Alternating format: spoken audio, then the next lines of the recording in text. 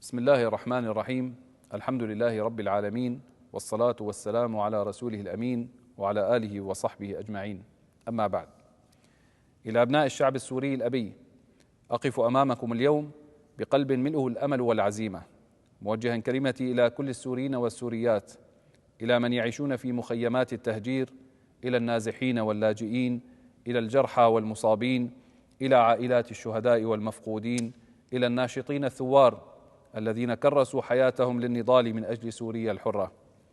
أقف أمامكم اليوم بعد 54 يوما من تحررنا جميعا، تحرر سوريا من قيود نظام مجرم جثم على صدورنا لعقود.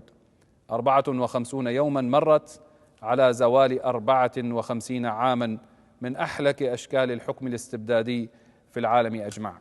تحررت سوريا بفضل الله أولا، ثم بفضل كل إنسان ناضل في الداخل والخارج، كل إنسان ضحى بروحه ودمه ومنزله وماله وأمنه وأمانه. تحررت سوريا بالشهداء والمعتقلين والمعتقلات، والمعذبين والمعذبات، والمفقودين والمفقودات، وجميع أمهاتهم الثكالى وأهلهم المكلومين بسبب تضحياتهم وتضحياتكم جميعا. أقف هنا اليوم لنفتح معا فصلا جديدا في تاريخ بلدنا الحبيب.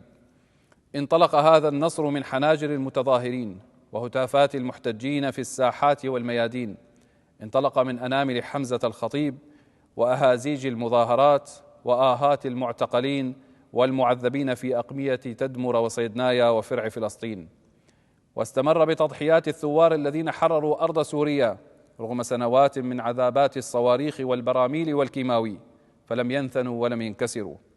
أيها الإخوة والأخوات، تسلمت بالأمس مسؤولية البلاد، وذلك بعد مشاورات مكثفة مع الخبراء القانونيين لضمان سير العملية السياسية ضمن الأعراف القانونية وبما يمنحها الشرعية اللازمة.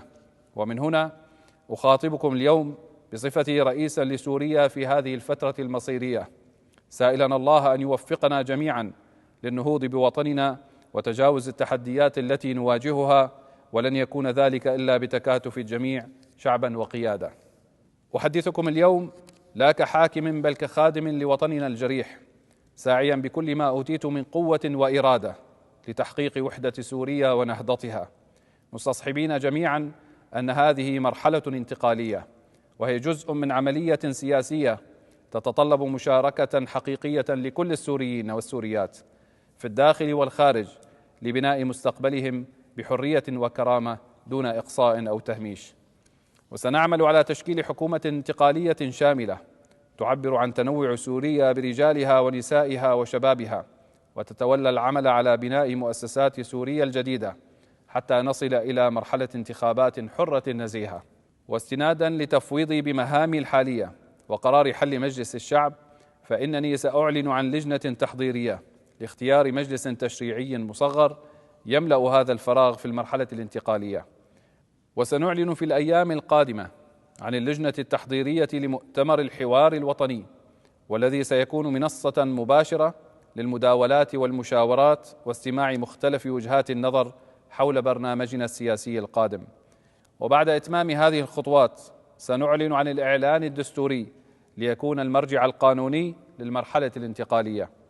سنركز في الفترة القادمة على رسم أولوياتنا ضمن الآتي: تحقيق السلم الأهلي وملاحقة المجرمين الذين ولغوا في الدم السوري وارتكبوا بحقنا المجازر والجرائم، سواء ممن اختبأوا داخل البلاد أو فروا خارجها، عبر عدالة انتقالية حقيقية.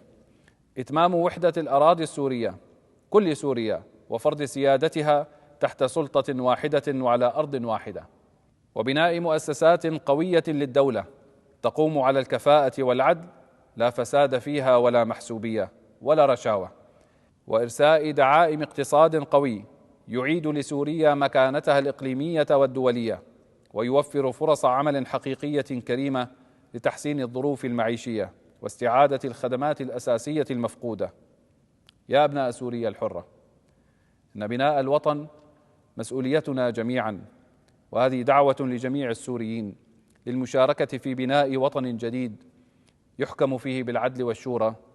معا سنصنع سوريا المستقبل، سوريا منارة العلم والتقدم وملاذ الأمن والاستقرار، سوريا الرخاء والتقدم والازدهار، سوريا التي تمد يدها بالسلام والاحترام ليعود أهلها إلى وطن عزيز كريم مزدهر آمن مطمئن بإذن الله، والحمد لله رب العالمين.